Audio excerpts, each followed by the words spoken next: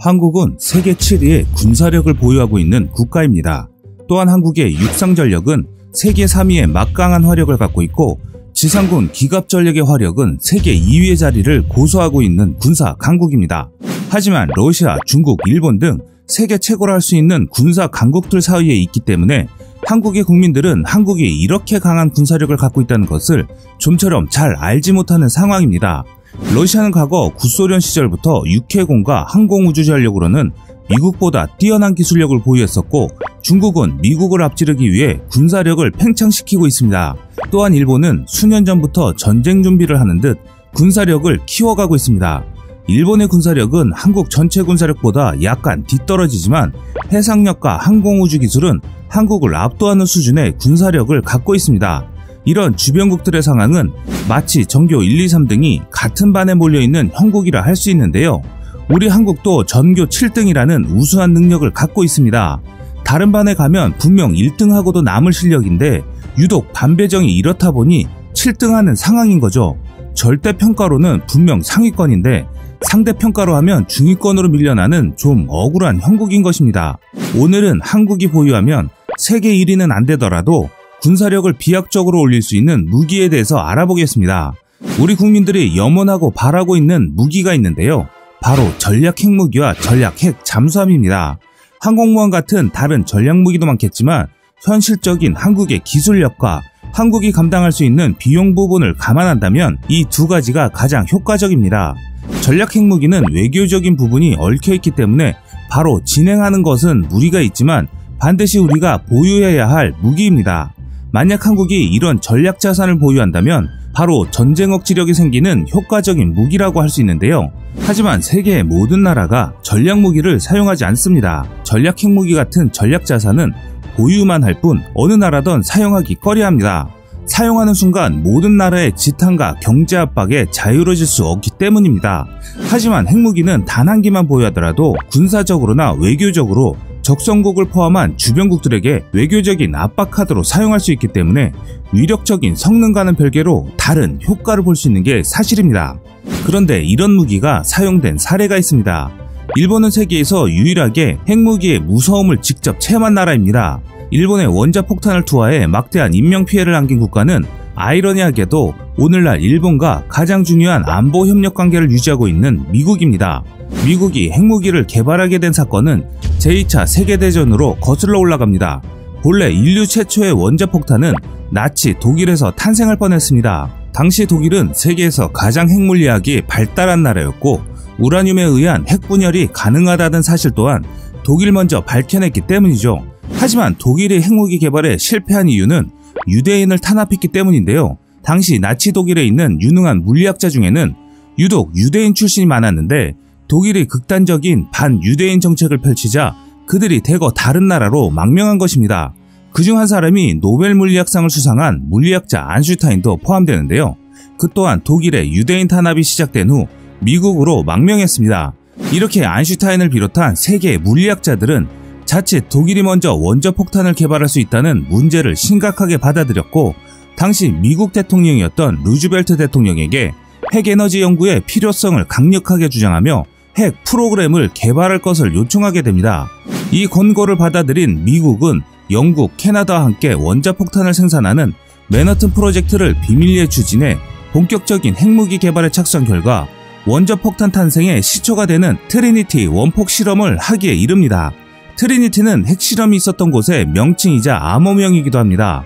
원리나 구조가 간단한 우라늄과 달리 플루토늄 핵폭탄은 전혀 새로운 구조인데다가 기술적 난이도가 높았기 때문에 실전에 투입되기 전 검증이 필요했는데 1945년 7월 16일 실시한 실험은 성공적이었고 트리니티 핵실험의 위력은 TNT 20킬로톤이 한꺼번에 터졌을 때와 같은 수준의 파괴력으로 측정되었습니다. 또한 폭발의 위력은 전 뉴멕시코주 전역을 떠들썩하게 했고 정부에서는 지역 공군기지에 탄약 창고가 폭발했으나 사상자는 없었다는 짧은 입장 표명뿐이었습니다. 그러나 핵실험을 하기 2달 전인 1945년 5월 이미 독일이 연합군에 항복을 하면서 제2차 세계대전이 끝나가는 것처럼 보였는데 여기서 문제가 발생합니다. 아시아에서 군국주의를 외치던 일본이 남태평양의 모든 식민지를 다 빼앗겼음에도 항복하지 않고 본토에서 끈질기게 버티는 것이었습니다. 당시 독일, 이탈리아, 일본은 동맹관계에 있었는데 이탈리아에 이어 독일까지 항복하면서 제2차 세계대전은 연합군의 승리로 끝나는 듯했지만 일본은 본토에서의 전쟁을 염두에 두고 철근과 콘크리트 등의 구조물을 해안가에 배치하며 결사항전의 태세를 보인 것이었습니다. 한편 미국은 기나긴 전쟁으로 고통받는 미국 국민들의 종전 요구가 거세지는 데다 일본의 진주만 공습으로 인해 미군의 피해가 늘어나자 결국 미국은 일본의 핵무기 사용을 결정하게 이르는데요. 미국과 영국은 마지막으로 일본의 항복을 요구하는 포츠담 선언을 발표하였지만 일본 정부는 무조건 항복을 뜻하는 포츠담 선언을 받아들이지 않자 결국 미군은 원폭 투하 작전에 돌입합니다. 목표 도시는 히로시마로 결정하고 B-29 폭격기에 히로시마의 원자폭탄 리틀보이가 투하되었습니다. 역사상 최초로 실전에서 핵무기가 사용되는 위대한 순간을 일본이 경험하게 된 것인데요. 리틀보이는 히로시마 상공 600m 상공에서 폭발했고 폭심지 근처의 온도가 무려 4000도에 달했습니다. 우리가 가장 뜨거운 것을 예로 들 때 태양을 많이 비유합니다.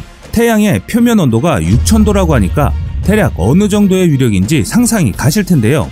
투하된 폭탄의 이 엄청난 열기로 인해 폭심지 근처에 있던 모든 생명체들이 증발했습니다. 리틀보이의 위력은 TNT 15킬로톤으로 알려져 있으며 트리니티 핵실험보다는 약했지만 반경 1.6km 이내의 모든 것을 파괴하고 11제곱킬로미터 범위의 화재를 일으켰으며 히로시마의 모든 건물의 69%를 파괴시켰습니다. 폭발 직후 24만 명의 히로시마 인구 가운데 9만 명이 그 자리에서 사라졌습니다. 또한 화상이나 후유증으로 인한 희생자까지 총 16만 명이 넘는 일본인이 목숨을 잃었습니다.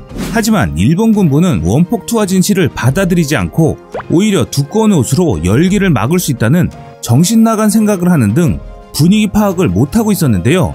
일본 정부가 항복을 선언하지 않고 일본 항복의 강경파와 화평파가 마찰을 빚으며 항복이 지체되는 동안 미국은 일본이 항복할 의사가 없다고 판단, 두 번째 목표 도시로 나가사키의 두 번째 원자폭탄인 뚱뚱한 남자라고 이름 붙인 펜맨이 투하됩니다. 1945년 8월 9일 오전 11시 1분 나가사키의 산업지대가 밀집된 곳에 펜맨이 떨어집니다.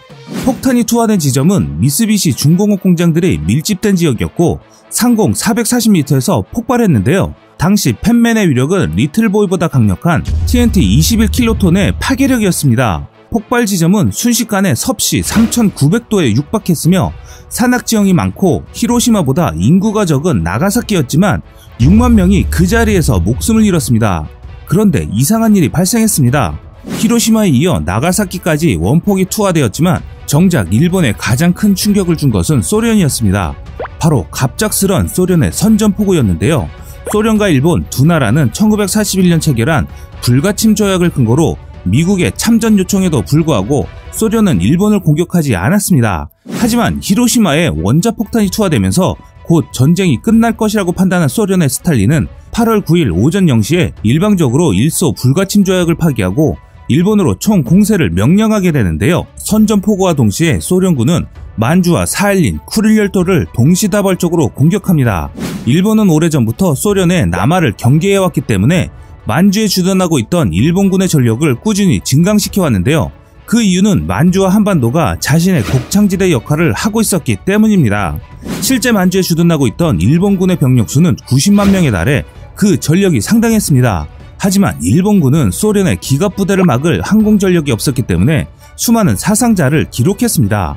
불과 일주일이라는 짧은 기간 동안에 2만 명이 넘는 일본군이 전사했으며 60만 명이 포로로 잡혔습니다. 게다가 소련의 스탈린은 미국 트루먼에 회신을 보내 쿠릴열도를 점령할 시 소련의 영토로 인정해달라는 동의를 구하기도 했고 실제 쿠릴열도와 사할린은 자국의 영토로 흡수해버렸습니다. 이런 이유로 인해서 오늘날 러시아와 일본은 쿠릴열도에 대해서 영유권 주장이 침해한 가운데 분쟁의 요지로 자리 잡은 것입니다. 이렇듯 국제정세는 자국의 이익에 따라 어제의 아군이 오늘의 적이 될 수 있는 것입니다. 이런 사실은 과거부터 모든 나라의 역사가 알려주었습니다. 그렇기 때문에 한국의 독자적인 힘을 키워야 한다는 것인데요. 그럼 한국에게는 어떤 전략 핵자산이 필요할까요? 많이도 필요 없습니다. 정말 딱 하나만 있으면 되는데요. 한국이 갖고 있는 기술로 차르본과 같은 폭탄 하나만 보유해도 동북아 지역 군사 강대국들도 한국을 쉽게 보지 않을 것입니다. 차르본바는 일반적인 원자폭탄과는 다르게 3단계에 걸쳐 터지는 수소폭탄입니다. 수소폭탄은 일반적인 원자폭탄에 비해 방사능 피해가 적으면서도 그 폭발력과 위력은 강하다는 장점을 가지고 있습니다. 원래 이 폭탄은 1차적으로 핵폭탄이 터져서 1메가톤의 폭발을 일으키고 2차, 3차로 핵융합이 발생해 100메가톤급의 폭발을 일으키는 폭탄으로 설계되었는데요. 하지만 이것이 너무 위험하다는 판단하에 그 절반인 50메가톤으로 위력을 줄였음에도 불구하고 이 세상 것이 아닌 것 같은 위력을 보여줬습니다.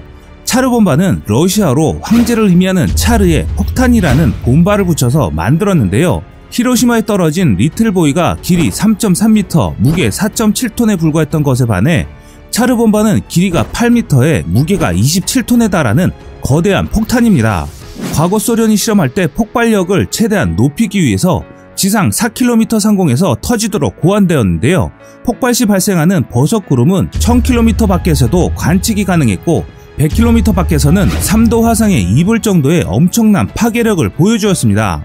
거대한 후폭풍 때문에 1000km 떨어진 핀란드에서 유리창이 깨지기도 합니다. 이걸 그대로 서울로 옮겨서 시뮬레이션을 해보면 서울은 물론이고 경기도 전역과 북한의 개성까지 그 피해가 미치는 것을 확인할 수 있습니다. 대략 차르본바 7개면 한반도 정도 되는 크기의 나라는 지구상에서 흔적도 없이 사라지게 만들 수 있는 위력적인 폭탄입니다. 앞서 설명드린 것과 같이 이런 핵폭탄을 사용하자는 것이 아닙니다. 보유만 하더라도 위력적인 무기이기 때문에 주변 강대국들이 우리를 쉽게 생각하지 못하게 하자는 것입니다. 최소한 한국에게 덤빌 거면 자신도 죽을 각오를 하고 와야 한다는 것입니다. 과연 세상에 자신도 죽을 각오를 하고 덤비는 그런 나라가 존재할까요? 그렇기 때문에 한 국가의 전략 무기는 꼭 필요하고 반드시 개발해야 하는 것입니다. 우리가 잘 알고 있는 칼이 있습니다. 이 칼은 범죄자에게 들어가면 사람을 상하게 하고 의사에게 가면 사람을 살릴 수 있는 칼이 됩니다. 이런 의로운 칼과 마찬가지로 한국에게 핵무기는 사람을 살릴 수 있는 칼이 될 것입니다. 지금까지 세상의 모든 이야기거리를 얘기하는 꺼리투브였습니다. 시청해주셔서 감사합니다.